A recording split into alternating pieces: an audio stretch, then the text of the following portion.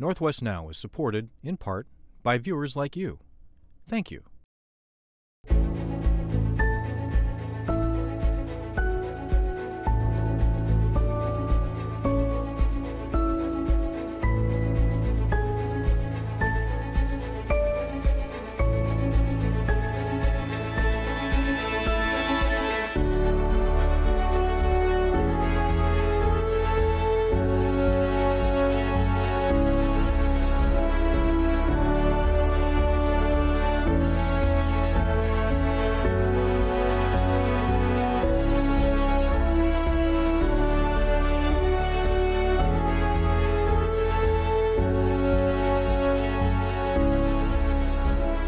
For more than a decade now, we've been telling the story about the big habitat and water quality challenges hindering salmon recovery in the Puget Sound Basin and the rest of the Salish Sea. In recent years, we've consistently experienced the warmest periods in recorded history. In fact, climate scientists are talking about reaching a global tipping point where we may be on a path toward reliving the more extreme climate conditions that existed prior to the last ice age. And that is very bad news for cold water fish species like salmon, steelhead, and trout, and the more than 100 other species that rely upon them. So this time we're turning to look upslope, into the watersheds and the hundreds of small creeks and large rivers that feed Puget Sound, essential to salmon reproduction and survival.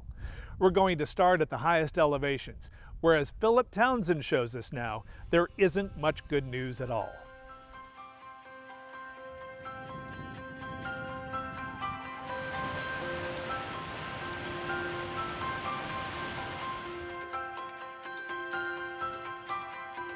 Mount Rainier, our iconic volcano we all know and love. It is a special place, and it has, of course, a lot of glaciers on it. And there are also quite a number of glaciers in the North Cascades. And historically, they've actually played a very key role in the summer, because after most of the mountain snows have melted, there's still a source of snow and ice at higher elevations to keep those stream flows at least up to a certain extent. And so as our glaciers shrink, we're already seeing that happening, especially at lower elevation, that source of water in the driest, hottest time of year is going to be dwindling. We rely on that snowpack that's generated during the winter, of course, to get us through our dry summers. We have a Mediterranean climate that's a lot wetter in the winter than it is in the summer, and that snowpack is an effective reservoir to get us through the dry season. The health of the glaciers is in a bad state right now. Continual year after year where we have average snowpack, but then warm, really, really hot periods of time. It's not good. You're talking about a negative balance over the course of decades now. We haven't had a positive year in a long time. So the very first glacier survey that was done in the park was in the 1840s. And since then, we've lost about half of that ice and snow. And that has continued to this day. I mean, we're continuously losing ice and snow because of bad snowfall years and warm summers, basically. In my 20 years, I've seen all of our glaciers retreat. The land that is being exposed is land that at least human eyes have never seen before, because it's always been covered by ice.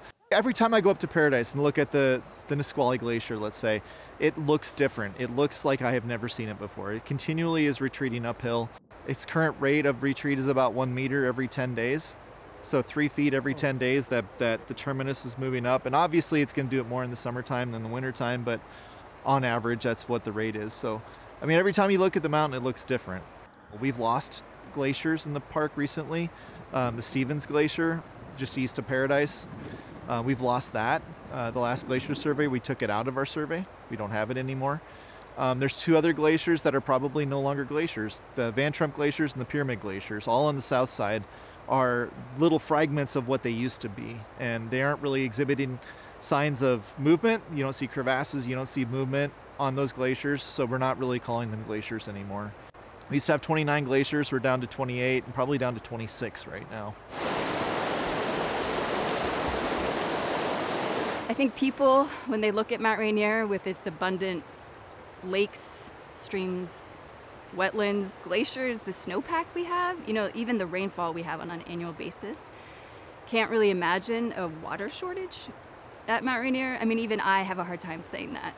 But the reality is, it really depends on the timing of when the precipitation falls and the temperature when it does fall. So we know that the glaciers provide an influx of cold water during the summer. The question is, how far does it go downstream? What happens when the glaciers start to recede, or when the smaller glaciers actually disappear entirely? That's going to have a profound impact on the water temperature downstream. There will be impacts to fish habitat, both related to temperature and stream flow, so quantity and quality of habitat. But again, it's not just the glaciers, it's the snowpack as well. It's what happens in the future related to our snowpack. So it's all the frozen water of these areas. Our primary threatened and endangered species in the park is the bull trout, which is actually a char species, but it really relies on these cold waters that Mount Rainier provide. Chinook, steelhead, the other salmon species downstream obviously are connected to this watershed. We provide boundaries on our national parks, but what happens up at the headwaters of Mount Rainier directly impacts what's going down in the Puget Sound and other watersheds. So the impacts to aquatic life are significant. On years where the snowpack is low, where the temperatures are warm, where the stream flow is low, annually we monitor spawning surveys for bull trout. Those numbers are almost non-existent on those really extreme years. The threats to the aquatic species at Mount Rainier National Park really cover a range of things. I've mentioned the direct impacts to habitat, temperature, and stream flow. There's aggradation concerns, so as glaciers recede and we get an influx of sediment, it actually increases the floodplain. It actually comes at a time often during the fall. Heavy rainstorms can increase the sedimentation to our stream beds at a time when fish are spawning. It has a direct impact on the success of the spawning of fish.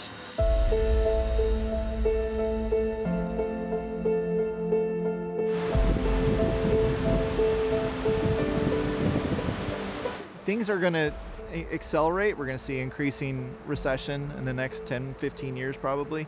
And in our children's generation, they're going to see a Mount Rainier that looks a lot different than what we see right now. One of the reasons why it shows up so well in Seattle and Tacoma is because it's white. It has all this ice and snow on it. And as we lose that, it's going to become less reflective. So it's not going to show up as brightly or as vividly on the skyline. The normal that we used to see over the last 50 years is not going to be normal over the next 50 years. The loss of glaciers in Olympic National Park, North Cascades National Park, and even the smaller glaciers here at Mount Rainier National Park will have a huge implication, particularly for the summer months. I mean, those are the months that we all know are pretty dry in the Pacific Northwest, and that's where the glacier contribution really kicks in.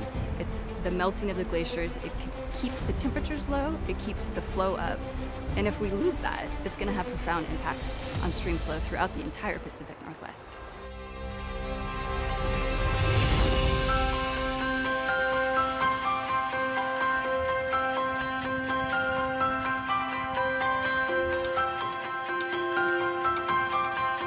I think if we can solve the water problem, then we're a long ways to solving the climate problem. It's not like this place is going to be uninhabitable, but it's going to be a different place in the future. And we have to recognize that, and we can take steps to help kind of preserve what we love about the Pacific Northwest. How can we best deal with these changes that are occurring and will continue while still making this a wonderful place to live?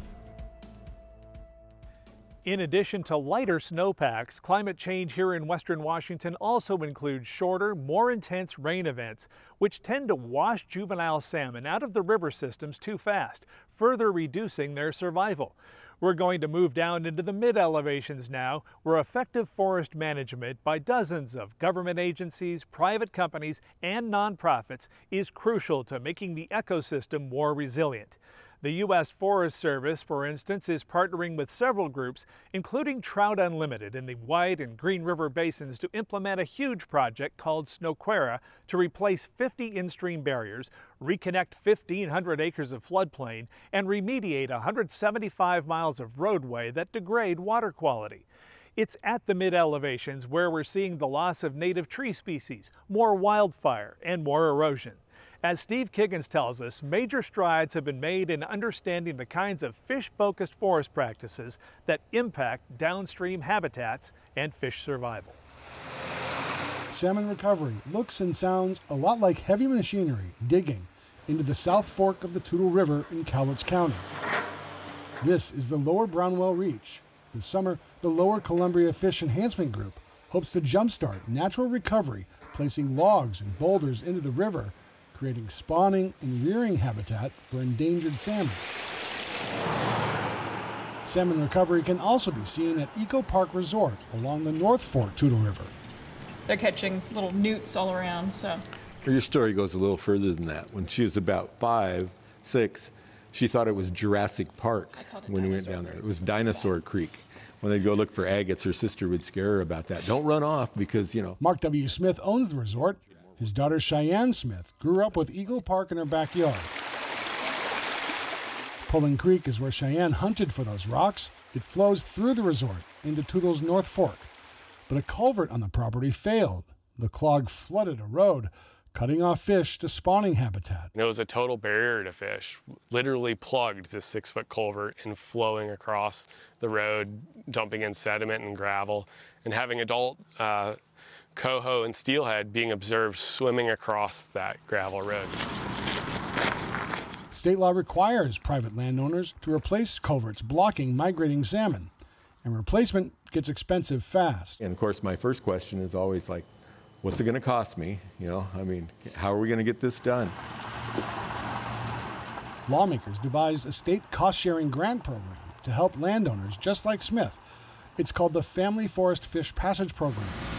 So he applied, and in July, crews ripped out the failed culvert, and now a 54-foot concrete bridge crosses Pullen Creek. The Family Forest Fish Passage Program is managed by 3 state agencies: the Washington State Department of Natural Resources, the Washington Department of Fish and Wildlife, and the Washington State Recreation and Conservation Office reviewed and ranked the crossing on Eco Park Resort property and determined through multiple regulatory requirements that the state would cover all the costs to remove and replace the barrier. But very seldom, as a taxpayer and landowner in the state, do you get a rebate.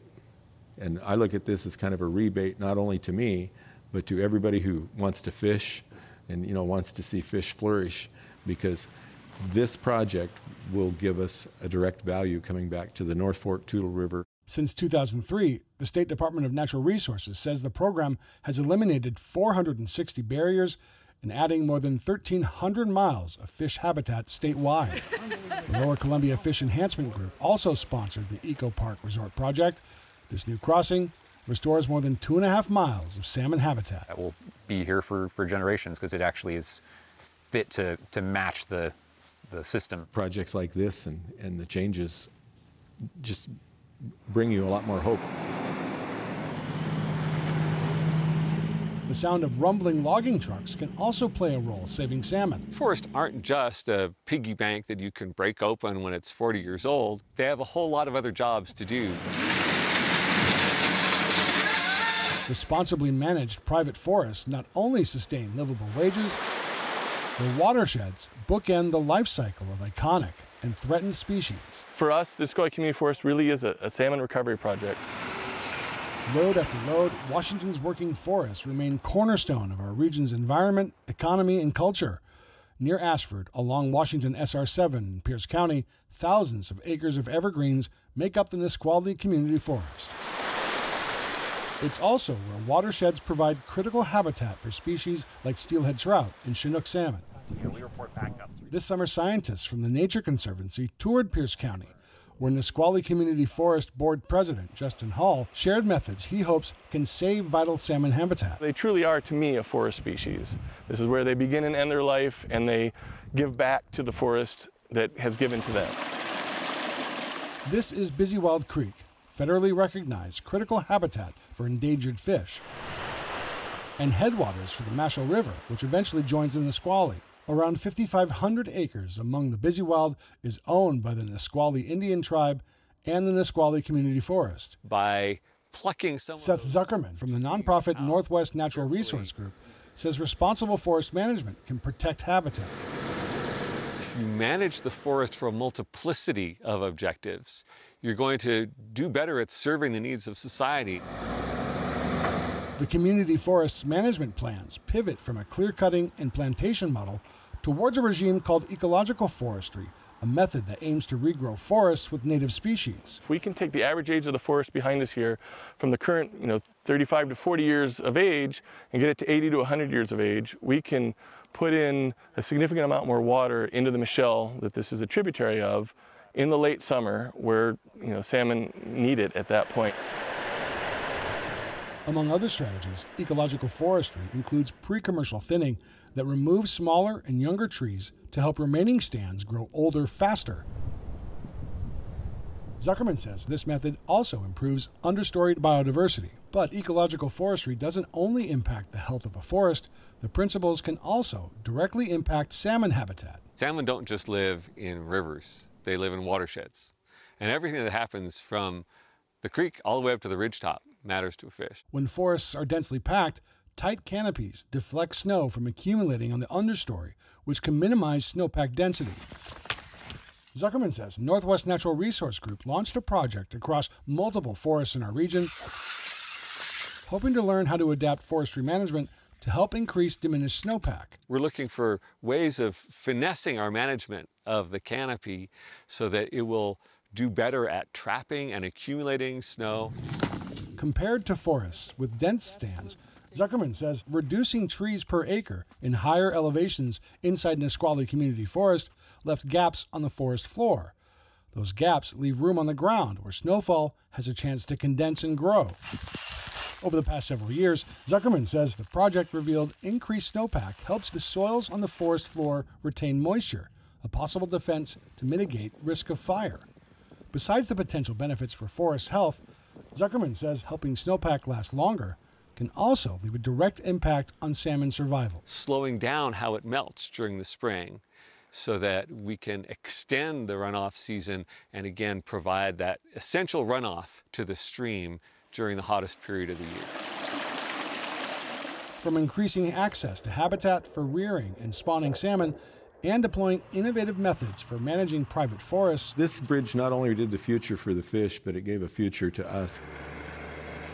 Landowners far removed from Puget Sound are playing key roles, helping save iconic species threatened with extinction. All of us here in the Pacific Northwest, we're citizens of Forest Nation, right? And so it's essential to understand this factor that's surrounding us and important to all of us. Reporting from Pierce and Cowlitz counties, Steve Kiggins, Northwest Now. Now we're going to move down into the lower elevations. Hatchery programs are an attempt to mitigate the effects of development and bad hydrological conditions because they eliminate the need for upstream habitat. That's why the federal government recently announced another $240 million to help 27 Northwest tribes keep their hatchery operations producing. Now, hatcheries aren't perfect, but between now and a time when native fish can return to full strength, they're a necessary tool. And that's where the land trusts play a vital role, trying to cobble together vital pieces of watershed habitat in part to slowly help bring back native fish spawning naturally in rivers and streams.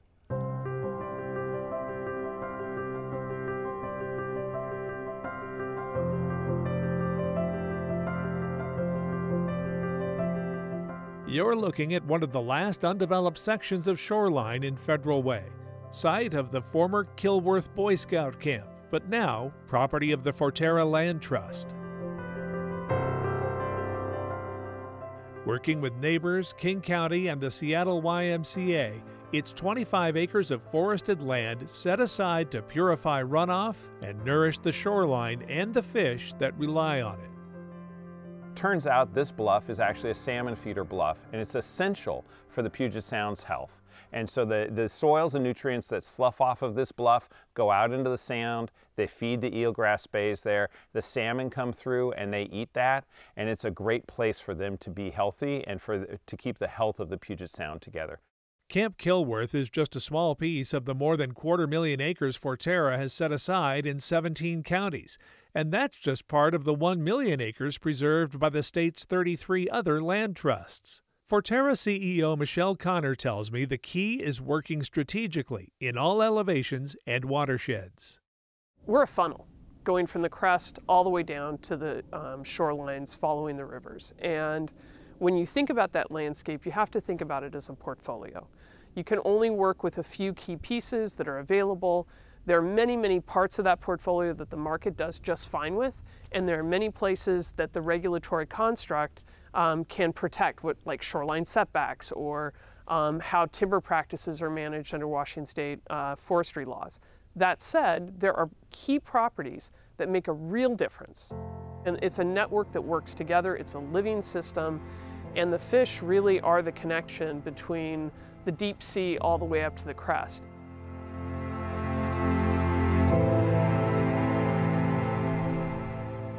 But it takes a generational perspective to set aside land, and Forterra saw there was more to Camp Kilworth than fish, that there are other connections to be made with the community and young people. It's great that fish are considered when you're managing this property, but there's going to be some other programs happening here as well, particularly for youth. Talk a little bit about the plans for that. Some of the buildings weren't able to be saved, but they weren't really the historical ones. We do have 2 historical lodges that the neighbors also worked with us to make sure have landmark status. They're the first 2 buildings in Federal Way with landmark status. And so we'll be rehabbing those lodges to create great community space and great program space for our teens and our outdoor school programs. So 5, 10, or even 50 years from now, what does success look like? What does your vision project forward when you think about what this property will be like and who it'll be serving? Success looks like the property being preserved naturally, but the property being activated in the service of especially educating young people about the importance of nature today.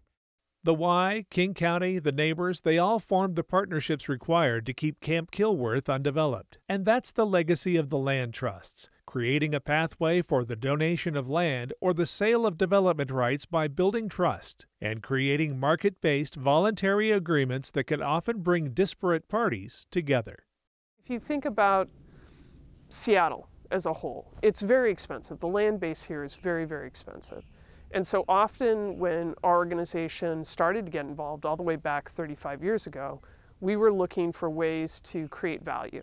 And that might be value through speeding up a land use decision, or resolving a conflict between a developer and a community, or solving a family legacy issue where there was an inheritance involved. And so we would really try to sit down, listen hard to what the parties wanted, and look for solutions in which everyone was a winner rather than somebody wins and somebody loses. And if you look across land trusts around the country, that's really a niche that land trusts uniquely play.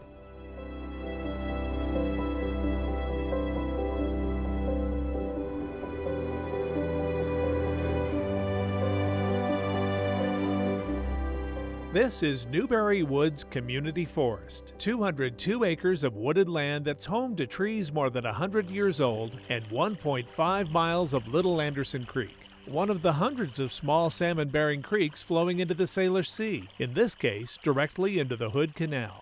The creek as a whole plays a critical regulatory role for downstream reaches utilized by fall chum salmon and winter steelhead, which is federally threatened species. And by a critical regulatory role, I mean that the health and quality of the water in this creek directly impacts the health and quality of the water for that spawning and rearing habitat in Hood Canal for those species. While the amount of water coming out of Anderson Creek seems small, with climate change and the rush to develop land, every bit counts. And land trusts like the Great Peninsula Conservancy are in a race to preserve places just like this one. In fact, the original plan for this acreage was a 40-home development. There's absolutely pressure. I mean, the development pressure is real, especially here in West Puget Sound. We're seeing thousands of people move into the area. Again, we're happy to see people move in, but we want to see smart development. We want to protect those areas that have the highest ecological value, and that's really around here. It's the salmon, streams, shorelines, upland forests that are healthy. I mean, we have really great fauna here still. We have cougars, bears. They need a place to live as well, so we want to protect those areas that have the highest ecological value. So what we do is we work with willing landowners who will sell their land, or sometimes they'll place conservation easements on their land, and those protect the land for all time after that. And so this is protecting vital habitat for wildlife and also for people to enjoy, places for people to get out in nature. And that's one of the unique things about the community forest model. It's not just about fish and wildlife. It's also about making a place for people to explore the outdoors. People like neighbor Tom Coleman, who says he's thankful the Trust could create this opportunity by bringing together a group including the Navy, the U.S. Forest Service, the county, the Hood Canal Salmon Enhancement Group, and the original landowners. Getting out in wild areas is a wonderful feeling for people. I think they kind of take a deep breath and relax, and it's sort of our as humans, our natural environment. So once we get people here, we'll often get them back. When it comes to things like tree thinning and trail making, climate-informed land management is part of this. And of course, so is looking to identify other parcels that can work in conjunction with this one. We really focus on finding those lands that have the highest value and protecting those. And then those become an anchor property. And then from that anchor property, then we'll strategically continue to work with landowners up and down, in this case, here at Newberry Woods Community Forest, the stream corridor to protect more and more of the areas that have the highest value.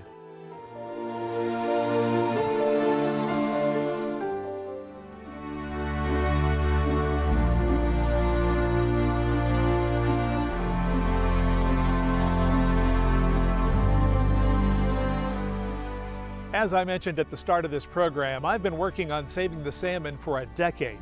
And the bottom line is that there are several big takeaways when it comes to restoring Puget Sound salmon.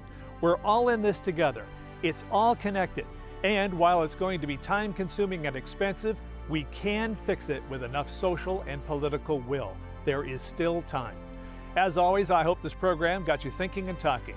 I'm Tom Layson. Thanks for watching Northwest Now.